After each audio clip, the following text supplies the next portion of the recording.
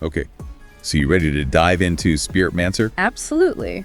I've been checking this one out, and it looks pretty interesting. Yeah, it seems like there's a lot of buzz building around this game already, and Yeah, definitely. for good reason, I think, from what we've seen. Yeah, yeah. So, for those of you who haven't heard of Spirit Mancer yet, basically think like a hack and slash action game, but with like a really interesting twist. Right. You actually collect the spirits of your enemies, and you can then use them in battle, which is kind of cool. Yeah, it's got this unique blend of genres going on, right? Yeah. You've got the action, the hack and slash, Yeah. but then you're layering on this deck building element Yeah. where you're strategically choosing which spirits to capture and how to use them. Yeah, and I think that's one of the things that's really drawing people to it. Yeah, it's like it's tapping into that collectible card game kind of appeal where you're always looking for, the rare cards, the powerful cards. Yeah. And in this case, it's the rare spirits.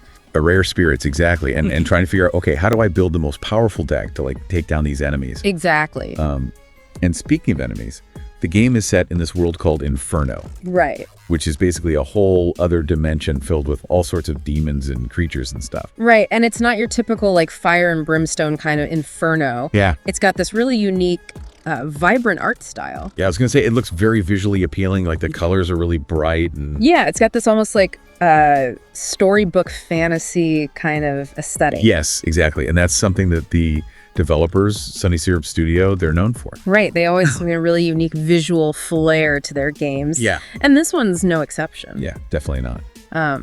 So yeah, I'm curious to see how that all plays out. Yeah, definitely. And, we're talking about this whole like demon hunting aspect, right? You're going through this world, you're fighting all these demons, but there's also a story. Right. There's actually a narrative that drives the game forward. Yeah, you're not just mindlessly slashing your way through hordes of demons. Right. There's an actual purpose, You're trying to stop this evil queen Yeah. from basically taking over the world. So, Classic. yeah, pretty classic story. But, it's always fun to have a good narrative to kind of pull you along. Absolutely. Yeah. So you're fighting these demons, you're collecting their spirits, you're building up your deck, and then you can actually use those spirits in battle. Right. So, you might have a spirit that lets you like shoot fireballs or Yeah, or summon like a little minion to fight alongside you. exactly, or give you a shield. There's all sorts of different abilities. Right, and that's where the strategy comes in, right? Yeah. Because you have to figure out, okay, which spirits am I going to use in which situations? Right. What's going to be most effective against this particular enemy? Yeah, and that's something that like as you play the game more, you start to learn, okay, this spirit works well against this type of enemy. Exactly. You start to build up that knowledge base, and Yeah. that's part of the fun. Totally.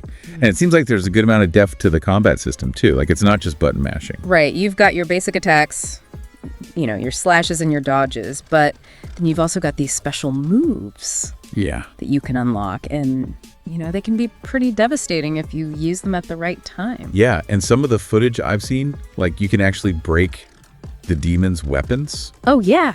which I thought was really cool. Like, disarm them basically. Yeah, that adds a whole other layer to it, right? Yeah. It's not just about, dealing damage. It's about outsmarting your opponent. Yeah. Finding those little tactical advantages. Absolutely.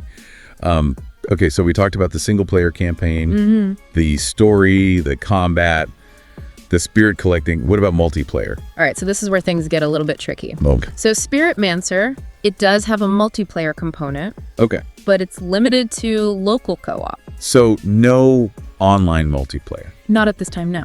Okay, so that means if you want to play with friends, You got to be in the same room. you got to be on the same couch, Yeah. which, could be fun. Oh, yeah, for sure. Like that old school couch co-op experience. Exactly. But I know a lot of people were hoping for online multiplayer. Yeah, especially with cross-platform play being so popular these days. Right. It would have been awesome to be able to team up with friends no matter what console they're on. Yeah. But unfortunately, that's not an option. Okay, so that's a little bit of a bummer. But hey, local co-op is still fun, Definitely. especially with a game like this. Yeah, imagine you and a buddy just like tag teaming these demons. Yeah. And, using your spirits to support each other. Yeah, that actually sounds pretty awesome. Right. So the game is currently on Kickstarter, Correct. and it's already funded, Yeah, they hit their goal pretty quickly. which is a good sign, right? Yeah, it shows that there's a lot of interest in this game. Definitely. And for those who are like super eager to try it out, there's actually a demo available. Right, you can download the demo and get a feel for the gameplay. Yeah, see what it's all about and, make up your mind whether or not you want to back the project. Exactly. So, yeah, Spirit Mancer, I think it's got a lot of potential. I think so, too. It's a really interesting concept. Yeah, it's definitely unique. Yeah, and I'm excited to see how it all comes together in the final release. Me too. Yeah. All right, so final thoughts. Okay, so as you're playing that demo, think about this. This whole idea of capturing spirits and using them to fight your battles. What kind of ethical implications could that have? Ooh, that's a good question.